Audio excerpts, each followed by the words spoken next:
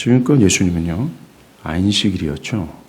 이 안식일에 38년 된 병자를 고친 것에 대해서 자신을 향해 저 인간이 안식일을 범했다라고 고발하는 유대인들에게 5장 17절이죠. 내 아버지께서 이제까지 일하시니 나도 일한다. 즉 예수님 자신이 하나님과 같이 모든 율법에 저촉되지 않는 하나님과 동등하신 하나님이라는 것을 매우 적극적으로 변호하시면서 오늘의 본문에까지 이르게 된 겁니다. 예수는 당신의 말을 듣고 믿는 자는 영생을 얻고 심판을 받지 않는다고 할 정도로 그가 생명과 심판의 주관자라고까지 하셨습니다. 뿐만 아니라 그에 대해 또 그의 증언에 대해 여전한 불신과 반감을 가진 자들에게 자신의 말이 진리임을 증명하기 위해 제3자를 증언자로 소환하셨어요. 첫 번째가 하나님 아버지였고 세례 요한이었고 마지막으로는 예수께서 이 땅에 오신 그 모든 역사가 바로 내가 지금까지 말한 증언이 진리임을 말하고 있다는 겁니다. 즉 예수께서 지금까지 말한 그가 하나님과 동등되신 하나님, 그가 영생과 심판의 주관자라는 사실을 하나님 아버지가 말했고 세례 요한이 말했다. 그리고 내가 하는 이 땅의 모든 역사가 그걸 말해주고 있다. 그러니 제발 내가 말한 증언을 좀 믿어라! 라고 말했다라는 거예요. 그럼에도 불구하고 여전히 불신 가운데 있는 그들에게 그들이 당신의 증언을 믿지 못하고 있는 것이 그들이 진리 되신 하나님 아버지와 세례 요한과 그리스도의 역사가 증언하는 것을 수용하지 못하고 있는 것이고 결론적으로는 하나님의 계시가 되는 성경 전체가 말하는 예수의 그리스도 되심, 성경 전체가 예수의 그리스도 되심을 말하고 있는데 그것을 믿지 않고 수용하고 있다는 것은 그들이 이 성경의 전체 계시, 하나님께서 하시는 모든 계시를 묵살하고 있다라고 주님 말씀하시는 거예요. 히브리서 1장 1절은요. 옛적의 여러 부분과 여러 모양으로 조상들에게 말씀하신 하나님이 그 모든 날 마지막에 아들을 통해 우리에게 말씀하셨다라고 했어요. 아들이 지금까지 구약에서부터 말하고자 하셨던 최종적이면서 하나님의 완전한 계시다라고 말을 하는 겁니다. 그런데 이 최종적인 이 계시를 대적자들이 받아들이지 않는 것은 그들이 지금까지의 모든 하나님의 역사적 계시를, 즉 창세기 1장 1절이죠. 태초에 천지를 창조하신 일부터 해서 모든 역사와 그 엄청나게 많은 선지자들과 또 예언자들을 통해서 말하고 또 말했던 그 하나님의 뜻과 하나님께서 궁극적으로 우리에게 보이시고자 했던 그것 있잖아요. 그 모든 하나님의 계시가 다 예수와 그리스도야 라는 것을 주목하고 있고 그것만 말하고자 했다라는 겁니다. 예스! 성경 모든 것은 오직 예수가 그리스도이심을 말하고자 하는 건데 그것이 하나님의 궁극적인 계시인데 그 예수가 최종적이고 완전한 계시인데 이 예수를 수용하지 않는 것은 그 오랜 세월 동안 하셨던 그 하나님의 역사적 계시를 묵살하는 것과 마찬가지다라고 주님이 말한 거예요. 정말 그들이 성경을 제대로 깨닫고 제대로 연구했다면 그들 앞에서 말하는 그 지금도 증언하고 계신 예수를 그리스도라고 믿었을 텐데 그들이 성경의 핵심적으로 말하는 예수를 깨닫지 못했다라는 거예요. 그 결과 그 예수께 영생을 얻고서 나오지 않는다라고 오늘 첫 구절은 우리에게 고발하고 있는 거예요. 그렇습니다. 여러분도 마찬가지예요. 여러분이 오랫동안 교회 안에 머물러 있으면서 그렇지 않고 오늘 교회를 처음 나왔다 할지라도 여러분이 성경에 말하는 이 예수를 깨닫도록 허락된 자들이라면 여러분은 성경에 말하고 보이고자 하는 궁극적인 사안인 예수를 깨달았을 것이고 또는 깨닫게 될 겁니다. 그래서 그 예수로 얻어지는 영생을 얻고자 그의 말을 듣고 그를 믿게 될 거예요. 여러분의 인생에서 가장 중요한 화두가 결혼과 직장과 사업이 아니라 자녀와 건강과 번영이 아니라 바로 영원한 심판과 저주에서 내가 구원받는 것이 가장 중요한 화두가 될 게 뻔해요. 그래서 그것을 위해 예수를 그리스도로 간절히 부여잡고자 할 거라는 겁니다. 심지어 나는 하나님이 주시는 적과 꿀이 흐르는 땅도 필요 없어요. 나의 삶에 산적된 문제가 해결되는 것도 필요 없어요. 나 자신에게 필요한 것은 궁극적으로 성경 전체가 계시하는 그리스도 예수예요. 그것으로 말미암아 이 영생을 얻고 심판에서 자유케 되기만을 바라요 라고 구하게 될 거예요. 여러분들이 성경 전체에서 계시하는 예수를 진짜 깨달았다는 말입니다. 정말로 예수로 말미암는 영생이 나의 인생에서 가장 중요한 화두가 될 게 뻔해요. 그리고 그것이 주는 이 무한한 기쁨으로 사도 바울처럼 사로잡힐 것 또한 뻔합니다. 그 이후의 삶도 그리스도를 중심으로 그리스도의 영광을 위해 사는 삶이 될 것이 또한 뻔해요. 이처럼 성경이 계시하는 그리스도를 믿고 그를 무엇보다 사랑하게 될 겁니다. 이것이 영생을 가진 신자예요. 반대로 여러분들이 교회를 오랫동안 다녔다 할지라도, 심지어 오랫동안 심도 깊은 성경 공부와 연구를 했다 할지라도 여러분에게 나 자신이 정말 영생이 필요한 죽을 죄인이구나, 내가 지금 필요한 것이 나에게 영생을 주실 저 예수구나 라고 하면서 마치 눈먼 바디메오처럼 좌안번연처럼 예수를 그리스도로 간절히 부여잡고자 한 적이 없다면, 성경이 궁극적으로 말하고자 하는 예수의 영광을 발견하지 못했다면 여러분 지금 매우 위험한 처지라는 사실을 깨닫기를 바라요. 왜 그래요? 결론적으로 믿지 않고 있기 때문에 그렇습니다.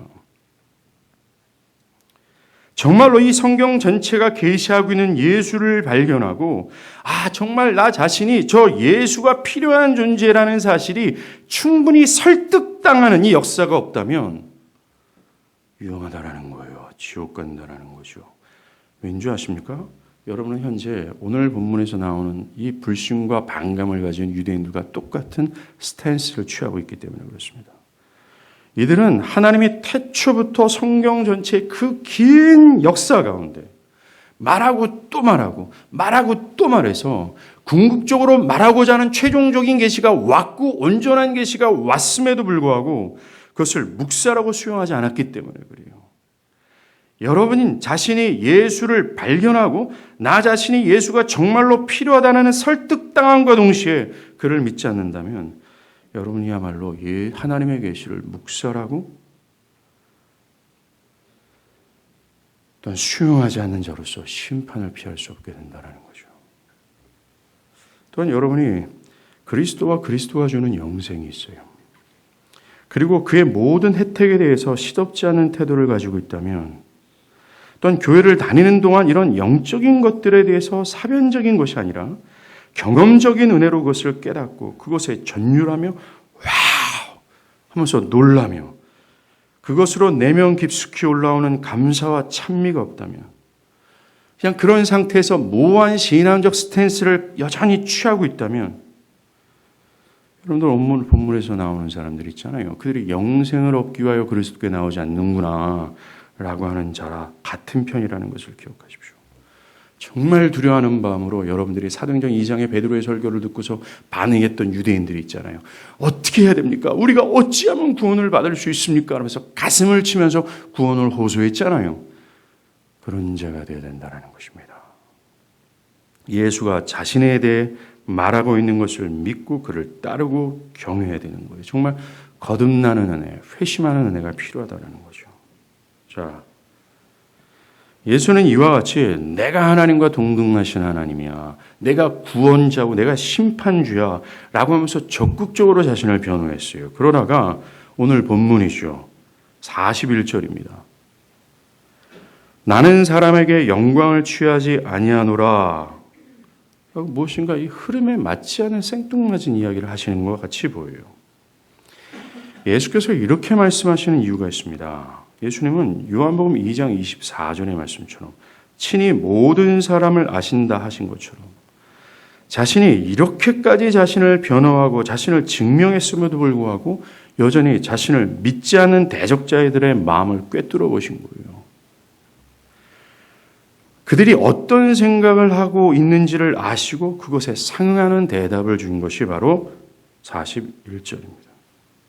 대적자들은요, 예수가 이 엄청난 증언, 내가 하나님이다, 내가 구원과 심판해 주다라는 것, 뭐 그들의 입장에서는 이게 허무맹랑한 소리처럼 들릴지 모르지만 그들은 이런 엄청난 증인을 통해서 저 예수가 사람들로부터 박수갈채를 받으려고 필사적으로 애쓰고 있다. 그런데 자신의 뜻대로 되지 않자 화가 나서 자신들을 이렇게 꾸짖는다 생각을 한 겁니다. 예수가 지금 자신의 증언, 하나님과 동등하다, 영생과 심판의 주관자라는 증언을 통해서 자신이 영광받고자 지금 온갖 애를 쓰고 있구나. 저런 거짓 부롱을 통해서 자기의 유익을 구하려고 하고 있구나. 저 예수가 정말 사기꾼이다 라고 여겼던 겁니다. 그것을 아신 예수께서 그들에게 나는 사람의 영광을 취하려고 이렇게 말하는 게 아니야 라고 말한 거죠. 예, 맞아요. 예수는 사람들에게서 박수갈채나 영광을 받기 위해 지금까지 했던 모든 증언들을 말씀하신 것이 아닙니다. 예수는 하나님이 말하라 라고 한 것을 말했고 하나님께서 보이시는 것만을 행했어요. 왜요? 하나님을 영화롭게 하고자 하는 그 한 가지만을 위해서 그렇게 한 겁니다. 마치 바울이 고린도 교회와 갈라디아에 있는 교회들에게 편지를 썼잖아요. 이 고린도 지역과 갈라디아 교인들이요, 사도 바울이 사기꾼이다, 거짓말장이다 라고 하면서 그를 엄청나게 오해했습니다. 근데 바울은 그런 오해에 대해서 자신을 적극적으로 변호했습니다. 내가 그런 인간이 아니야. 난 그런 짓을 안 했어. 나는 원초부터 그러지 않았어. 내가 전한 복음은 정말 바른 복음이야 라고 스스로 변호했던 이유가 뭐예요? 사람들로부터 박수갈채를 받기 위해서 한 것이 아니라 이 복음의 영광을 위해서 그렇게 한 겁니다. 자기가 오해를 받는다면 내가 말한 복음 또한 오해를 받기에 내가 그런 인간이 아니야. 나를 정말 오해하지 마라는 거예요. 바울은 자신의 영광을 위해서 자신을 변호한 것이 아니라 그 복음의 영광, 그리스도의 영광을 위해서 자신을 변호한 거예요. 그런 것처럼 예수도 이 자신의 대적자들에게 그렇게 말한 거라는 겁니다.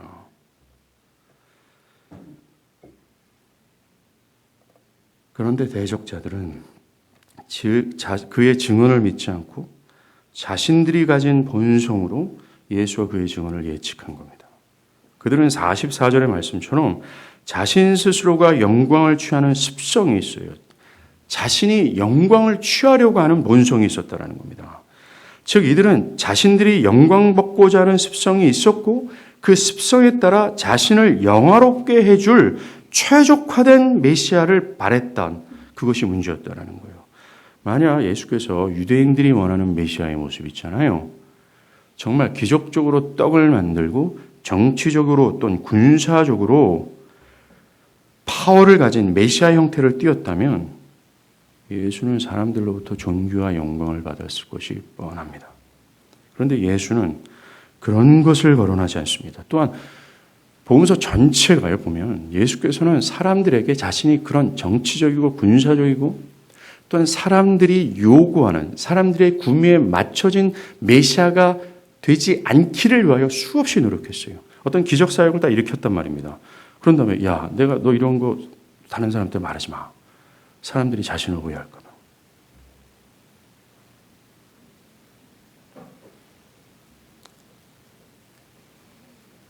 그런데 예수는 그런 것을 거론하지 않고 지금 자신이 하나님께서 말하라고 한 것만을 말하고 보이신 것만 행하는 것이라고 말하는 그것이 이 사람들이 지금 원하는 삶의 풍요와 번영을 가져다 주는 것이 아니라 사람들에게 영생을 주고 심판에서 자유케 된다라는 이 영적이면서도 영원한 이야기만 하고 있다라는 거예요. 그러니까 유대인들이 나는 그런 그리스도 싫어요. 나는 그런 예수 싫어요. 라고 대꾸한 겁니다. 사람들은 자신의 삶의 번영과 풍요로움을 가져다 줌으로 말미암아 자신이 영화롭게 되기를 바라는 습성으로 그런 습성의 구미에 탁 최적화된 메시아를 바라는데 지금 이야기하고는 저 인간 예수가 내가 바라는 메시아가 아니란 말입니다. 영생과 죄사함과 영적이면서도 영원한 것. 나는 그거 정말 지금 필요 없는데 매우 현실적이고 잡히는 것을 주는 메시아가 나한테는 필요했는데 저 인간이 엉뚱한 얘기를 한단 말입니다. 그렇다면 이렇게 얘기하는 거예요. 그것이 성경 전체가 계시한 메시아임에도 불구하고 나는 예수 싫어요. 그런 그리스도 싫어요. 나는 그런 메시아 싫어요. 라고 대꾸한 거예요. 정말 그 당시 유대인들 있잖아요. 그들은 그 오실 메시아를 그저 정치적이고 군사적인 측면에서 자신을 자유케 할 자로만 여겼습니다. 그렇게 기대했던 겁니다. 유대인들에게 메시아란 그저 다윗 왕국의 복된 상태로 자신들을 되돌려줄 자로만 여겼을 뿐이에요. 정말 그가 오시면 강력한 군사력으로 자신들을 억압하고 있는 저 로마를 산산히 부수시고 독립된 이스라엘로 회복할 거라는 기대만 가졌다라는 겁니다. 이들은 자신들이 로마의 종노릇하는 것은 생생하게 느꼈지만, 그래서 어떻게 하든지 그 종노릇에서 자유케 되기를 갈망했지만, 진짜 종노릇하는 문제 있잖아요. 자신이 죄의 진짜 종노릇하고 영원한 형벌과 심판 앞에 내가 직면해 있다는 사실을 전혀 깨닫지 못한 상태예요. 그러다 보니까 이 영원한 저주와 형벌에서 자유케 될 메시아를 간구하지 않게 된 겁니다. 오늘날 교회 안에 있는 사람들도 똑같아요. 사람들은 44절의 말씀처럼 서로에게서 영광을 취하고자 하는 습성에 따라 자신의 구미에 맞는 그리스도를 구해요. 자신들의 경제적 결핍, 미래의 안녕, 육체적인 강화를 도와줄 그리스도만 기대하는 겁니다. 어떻게 하든지 나를 영화롭게 해줄 그리스도만을 간구하고 바라고 있는 거예요. 이들이 그렇게 예수를 갈망하고 있는 건 뭡니까? 유대인들과 똑같지 않습니까? 정말로 이들에게 산적된 가장 중요한 인생의 화두요 문제는 바로 번영이고 눈에 표면적으로 보이는 이 문제가 해결되는 그것이었어요. 정말 자신들에게 가장 시급한 문제가 있잖아요. 죄와 허물로 죽어서 하나님의 진노가 내 앞에 직면해 있고 하나님의 형벌이 나를 향해 으르렁거리고 있으며 모든 율법의 정죄가 저 인간 십자가에 못 박으라고 소리치고 있는 그런 무시무시한 상태에 있는 자신, 온갖 부패와 부정함과 죽어 마땅한 상태로 살아가는 나 자신, 이 자신을 절절히 깨닫지 못해서 정말 이거를 깨달았다면 오 주님 내가 이 영원한 형벌에서 자유케 되기를 바라요 라고 구하면서 이것을 구원할 메시아를 구했을 텐데 이걸 깨닫지 못하고 그저 나에게 문제는 이거예요, 저거예요, 이거예요, 이 필요해요. 그러니까 이거 저거 주는 그 메시아만을 간구한다는 겁니다. 여러분들의 인생에서 정말 이 하나님의 진노와 형벌에서 나를 구원하실 그 예수, 성경 전체가 말하는 그 메시아 있잖아요. 이것을 간구해 본 적이 있나요? 조용한 새벽이든 내 인생에서 교회를 10년이고 20년 동안 다녔는데 그 신앙의 온 기간 동안 단 한 번이라도 내가 정말 죄의 허물로 죽어 있어서 하나님의 형벌과 진노가 직면해 있고 내가 저 형벌에 뛰어들면 영원토록 그 무시무시한 형벌을 받는 것 때문에 두려워하고 큰 절망과 큰 슬픔과 그래서 나의 중심을 다해서 요 나의 상태를 구원할 예수를 진정으로 찾아본 적이 있나요? 없다면 유대인과 똑같다라는 거예요. 정말로 나의 진정한 현실을 깨닫지 못한 사람들 말입니다. 그저 표면적인 문제에서만 이 문제를 해결할 메시아만 구할 뿐, 그래서 성경 전체가 계시하는 지금 예수가 말하는 그 사람 있잖아요. 그 하나님 있잖아요. 그 하나님에 대해서 나는 그 예수 싫어요. 나는 그 예수 필요 없어요. 라고 신앙하고 있는 겁니다. 고작 예수를 갈망하는 이유가 내 자녀, 사업, 미래, 결혼, 인생을 강화시킬 육적 수단으로만 예수를 여길 뿐이에요. 그저 자신이 하고 싶은 일에 도움이 되는 예수, 외롭고 슬플 때 자기 편이 되어주고자 하는 예수만 바랄 뿐이라는 겁니다. 정말로 자신을 영화롭게 할 그 그리스도만 찾는 거죠. 그 예수는 여러분을 구원할 예수도 아니고 짝퉁이에요. 성경은 그런 예수를 계시하지 않습니다. 하나님의 모든 계시에는 그런 예수가 없어요. 지금 유대인들은 방금 말한 그런 예수를 구했는데 예수님이 얘기하잖아요. 야, 성경 전체가 계시하는 예수는 그게 아니잖아. 성경 전체가 말하고 또 말하는 예수는 너희가 구하는 그런 메시아가 아니잖아. 그들은 지금까지 예수께서 증언하신 그리스도의 하나님 되심이나 영생과 심판에 대한 영적이면서도 영원한 삶과 관련지어 그리스도를 생각하지 않아요. 그래서 자신을 영화롭게 해줄 그리스도만 찾는 겁니다. 예수가 하나님이시다라는 것에 전율하며 그것을 경험적으로 깨달아 그를 경외하는 것이 나의 인생에서 가장 달콤한 사안으로 안 되는 거예요. 예수가 무엇을 준 것, 예수가 주시는 선물에 우리는 그저 놀랄 뿐이라는 겁니다. 제가 가끔씩 예화하는 거 있잖아요. 우리 교회 어떤 자매가 있어요. 근데 이 자매는 재벌집 딸입니다. 근데 멋진 남자가 있어요. 백마탄 왕자가 오는 거죠. 장미꽃 100다발을 탁 들고서 사랑하는 현정 씨, 당신에게 사랑을 바칩니다. 라고 하면서 그 인간이 이 재벌 딸에게 떨어지는 상속분을 생각해서 그 여자에게 접근했다고 생각을 해보십시오. 그 여자의 인격과 성품과 그 여자에게 어떤 끌림과 진정으로 매료됨이 아니라 그 여자가 주는 선물에 끌려서 그 여자가 주는 그 선물을 계산해서 그 여자에게 접근했다고 생각을 해보세요. 그게 사랑이에요? 사기꾼이지. 똑같다라는 겁니다. 우리가 예수를 그 예수라는 인격과 성품과 본성과 그의 본연의 아름다움에 매료되고 끌려서 그를 사랑하고 그를 따라가야 되는데 오늘날 교회 안에 있는 사람들은 그 예수가 주는 선물에 매료되고 그것을 얻고자 하는 마음으로 그런 메시아를 찾는다는 거예요. 근데 그런 메시아가 성경에 없다라고 말하는 거죠. 여러분들은 정말로 하나님이 계시하신 그리스도를 믿고 있습니까? 또 그를 또한 따르고 있습니까? 아니면 나를 영화롭게 해줄 그 예수, 그 하나님을 따르고 믿고 있습니까? 많은 유대인들이요, 성경이 말하고자 하는 이 메시아, 그게 아니라 메시아를 자신들의 유익과 구미에 맞춰서 이해하고자 했습니다. 그래서 만약 예수가 그런 메시아의 모습이었다면 그들은 예수께 왔을 거예요. 그런데 주님은 그런 마음을 아시고 나는 사람에게서 영광을 받으려고 그렇게 말하는 게 아니야 라고 하신 겁니다. 예수께서 지금까지 증언하신 이유는 사람들에게 주목받기 위해서나 사람들을 기쁘게 하기 위해서나 사람들의 요구를 충족시키기 위해서가 아니었다라고 얘기해요. 5장 19절에서 아들이 아버지께서 하시는 일을 보지 않고는 아무것도 스스로 할 수 없다라고 말씀하잖아요.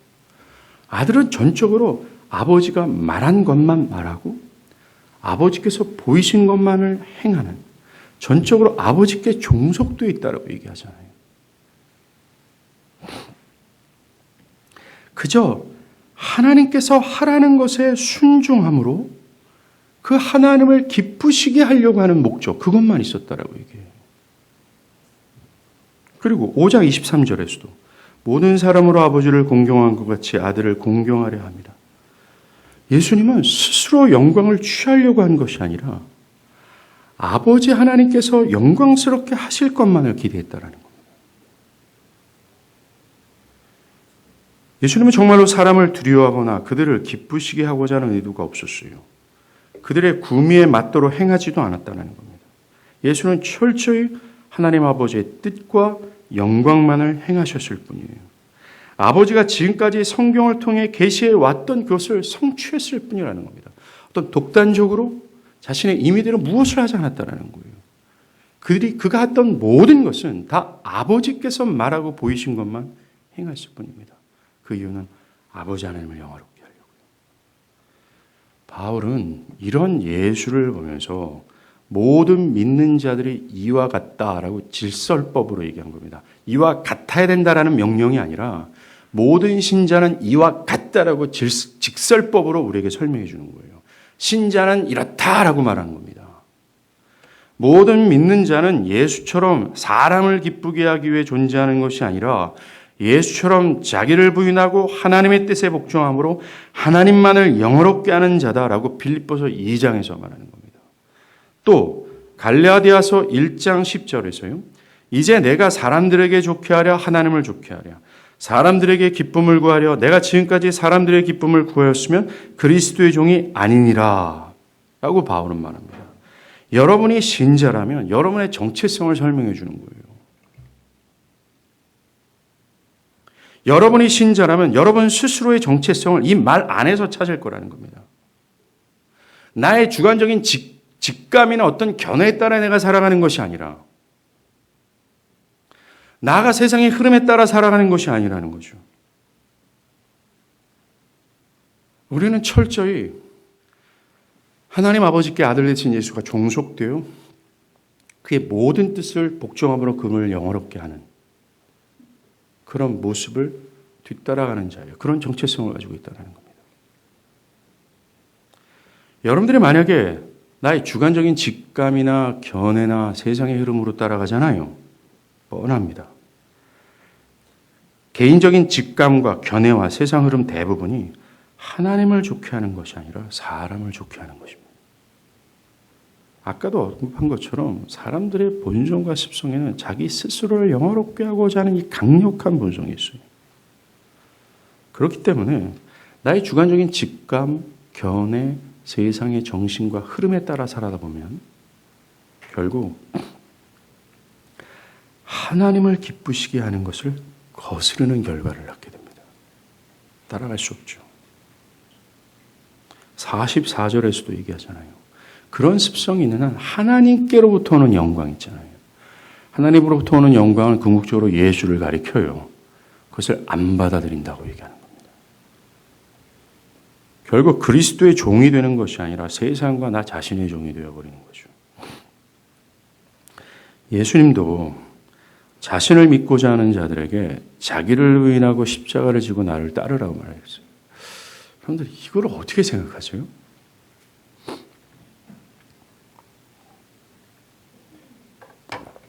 여러분 이 주님의 명령을 어떻게 생각하십니까? 자기를 부인하고 자기 십자가를 지고 나를 따르라. 만약 이렇지 않은 사람들은 나에게 합당하지 않다. 라고 말하는 데 있어서 여러분들의 신앙이 이 말씀과 어떤 부합된 신앙을 하고 있습니까? 자기를 부인하는 것이 아니라 여전히 자기의 유익과 영광을 고집하면서 자기의 영광과 유익에 딱 조율된 신앙을 하고 있나요? 만약에 자기를 부인하고 자기 십자가를 지고 나를 따르라는 명령이 있잖아요. 이것이 신약에만 등장한 명령이 아니라 원래부터 율법 전체가 궁극적으로 말하고자 했던 겁니다. 나의 모든 견해와 정신을 지워버리고 하나님의 말씀이 내 중심에 최고의 권위를 가져 그 권위 대신 하나님의 말씀에 복종함으로 그를 영화롭게 하는 거 있잖아요. 이게 신앙이라고 얘기하는데 이것을 다시 신약에서 예수님은 자기를 부인하고 자기 십자가를 지고 나를 따르라고 말한 거예요. 신구약 전체는 맥을 똑같이 이게 신앙이고 여기에 부합하는 것이 참된 것이다라고 얘기하면서 이렇게 요 명령에 부합되지 않는 것은 합당하지 않아라고 말했어요. 근데 나는 합당하지 않단 말입니다. 그런데 합당하지 않은 나 자신의 모습을 그래도 그저 괜찮아 라고 하면서 신앙하고 있다는 거예요. 이 유대인들하고 똑같아요. 유대인들은 성경 계시가 말하고 있는 그 예수를 바라고 또한 그것을 따르는 것이 아니라 자기 눈앞에 그 성경 전체가 계시하는 예수가 왔음에도 불구하고 자기의 이 정신과 견해 속에서 고안해낸 자기의 유익에 맞춰진 예수가 아니니까 그걸 거절하는 것과 똑같은 거예요. 우리는 진지하게 나의 신앙을 한번 돌아볼 필요가 있죠.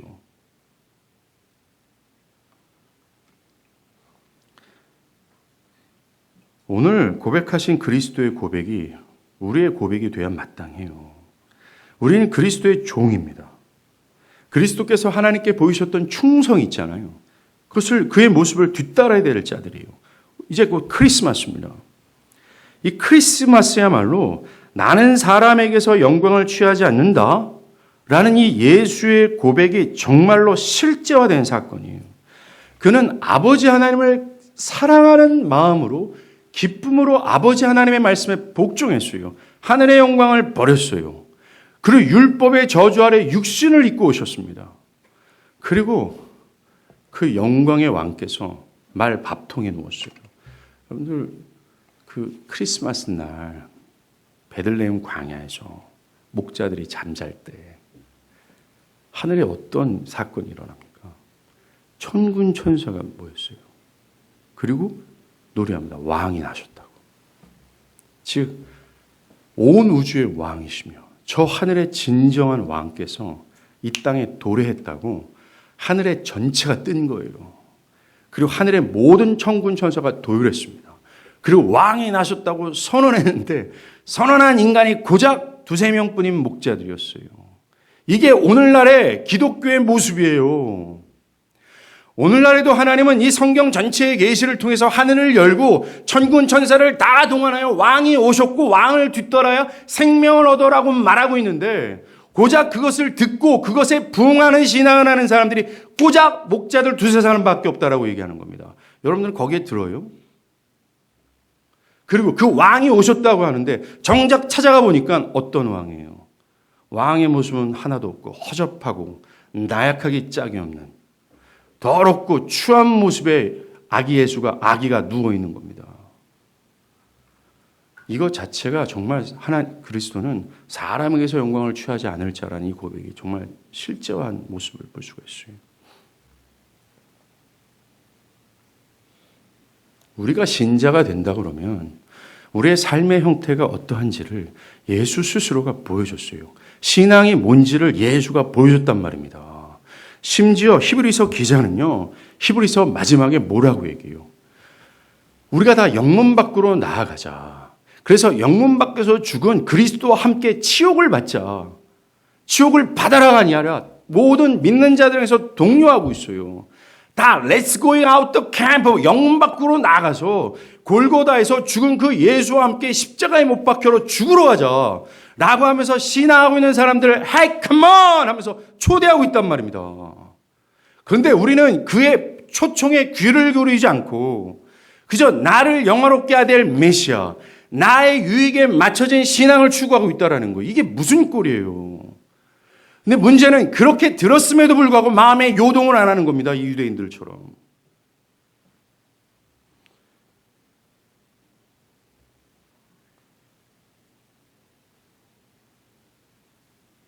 (42절) 보면요.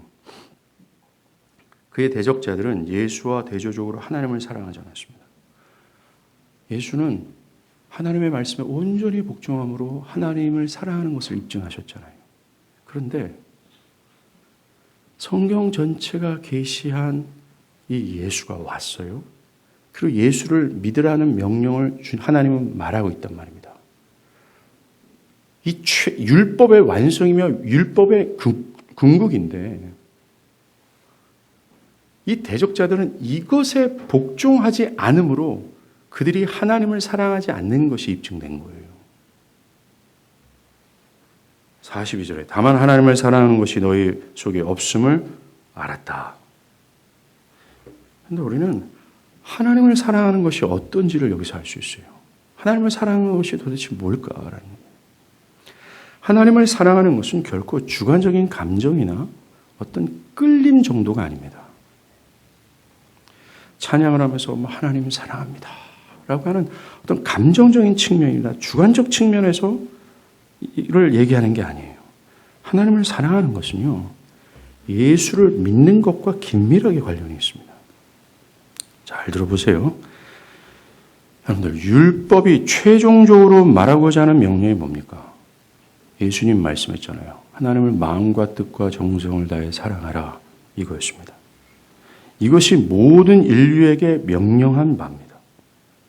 하나님을 이렇게 사랑하지 않을 경우 정령 죽을 것이라고 유업까지 하셨어요. 그런데 하나님은 이 명령에 순종하는 길이, 마음과 뜻과 정성을 다해서 하나님을 사랑하는 거 있잖아요. 이것을 순종하는 길이 주관적 감정이나 끌림이 아니라 그가 한 모든 명령에 완전하고도 온전히 순종하는 것이라고 말씀했어요. 그 모든 명령을 하나도 빠짐없이 마음으로나 행위로나 다 지켜 행하는 것이었습니다. 그것이 하나님을 사랑하는 것이다 라고 말씀했다는 겁니다. 문제는 이 요구를 죄인들의 부패한 의지로는 충족할 수 없다라는 거예요. 모든 율법의 요구를 마음으로나 행위로나 완전히 순종함으로 하나님 사랑하는 것을 증명해야 되지만 부패한 죄들로서는 불가능하다라는 거예요. 이게 율법의 저주입니다. 그래서 예수였어요. 예수께서 죄인들을 대신해서 이 땅에 오시고 율법의 모든 요구를 완벽하게 행위로나 마음으로나 순종하셨습니다. 우리가 다루고 있는 요한복음 전체가 그것을 말하잖아요. 예수 자신이 나는 아버지가 말하라고 하는 것을 말한다. 아버지가 보이신 것만 난 행한다. 아버지께서 십자가에 죽으라니까 난 죽는다라고요. 정말 죽기까지 하나님께서 명령하신 모든 말씀을 마음으로나 행위로나 그분은 다 지키시고 충족하셨어요. 그를 기뻐함으로 아버지의 모든 요구를 순종했다라는 겁니다. 이렇게 그리스도께서 완벽하게 율법에 순종하신 완전한 의로움 있잖아요. 이 의로움을 우리는 믿음으로 받는 겁니다. 이게 칭의잖아요. 그 결과 우리가 그 예수를 믿고 수용한 결과 우리가 마치 예수님처럼 하나님의 모든 요구를 완전하게 순종한 것처럼 여김을 받게 되는 거예요. 그것으로 믿는 자는 하나님을 사랑하는 것을 입증하는 겁니다. 여러분들, 아까 하나님을 사랑하는 것이 뭐라고 그랬어요? 온 마음과 뜻과 정성을 하나님을 사랑하는 것이 뭐라고 그랬습니까? 율법을 완전하게 복종하는 거잖아요. 그 완전하게 복종하는 것을 우리가 할 수 없게, 즉 온전하게 하나님을 사랑할 수 없기에 우리는 믿음으로 예수가 온전하게 복종하신 그 율법을 온전하게 복종한 의의를 취함으로 우리가 어떻게 되는 겁니까? 하나님을 사랑하는 것이 입증이 되는 거예요. 믿음으로 말이죠. 그 이후로도 줄곧 일평생 하나님의 말씀에 복종함으로 나 자신이 하나님을 사랑하는 것을 입증해내는 거예요. 그렇다고 해서 잘 들어보십시오. 구원받은 신자가 하나님의 명령을 따라 사는 것으로 하나님을 사랑하는 것을 증명하기보다는 그리스도를 여전히 믿는 것으로 입증하는 거예요. 왜 그래요? 하나님은 어느 정도 하나님의 말씀에 복종하는 것을 저 인간이 나를 사랑하는구나 라고 인정하지 않아요. 하나님은 모든 율법을 마음으로나 행위로나 완벽하게 순종하는 것을 보면서 저 인간이 나를 사랑하는구나 라고 얘기해요. 구원받은 이후에 우리가 온전하게 복종하며 삽니까? 오늘 예배 오기 직전만 우리가 잠깐 시간 거꾸로 되돌아오면 어떻게 돼요? 우리가 온전하게 하나님을 마음과 뜻과 정성을 다해서 모든 율법을 충족하지 않는 사실이 들통이 나는 거예요.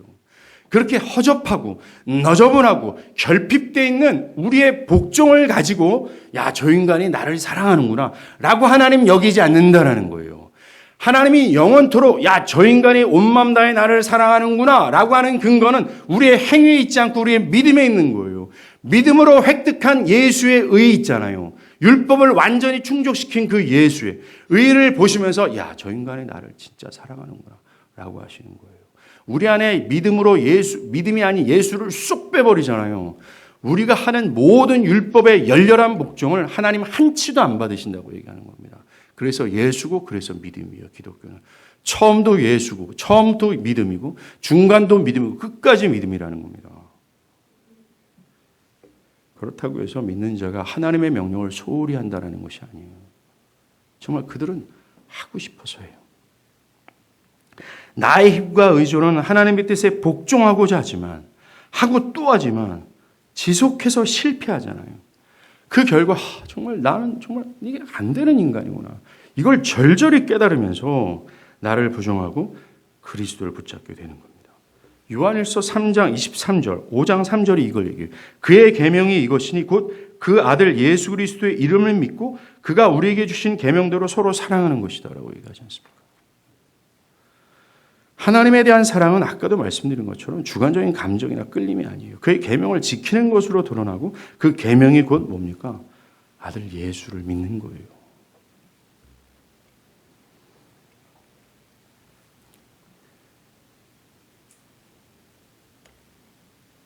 (3절에) 43절이죠. 나는 내 아버지의 이름으로 왔으며 너희가 영접하지 아니하나 만일 다른 사람이 자기 이름으로 오면 영접하리라. 굉장히 무서운 말입니다.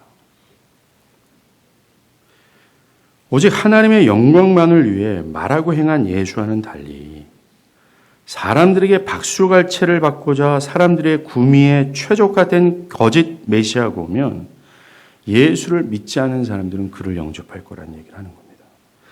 예수를 하나님의 아들이신 메시아, 나의 죄를 사하고 나에게 영생을 주실 성경에서 계시된 메시아로 믿지 않는다면 심판이 있을 텐데 심판은 다른 것이 아니라 거짓 그리스도를 따라간다라고 얘기하는 겁니다.